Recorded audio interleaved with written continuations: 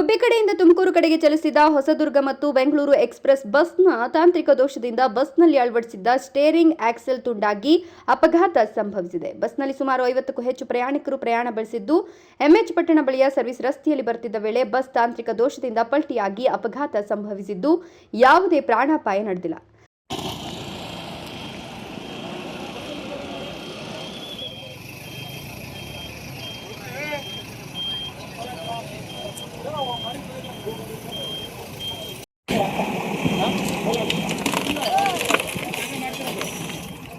ನೀವು ದೂರ ಇರ್ರಿ.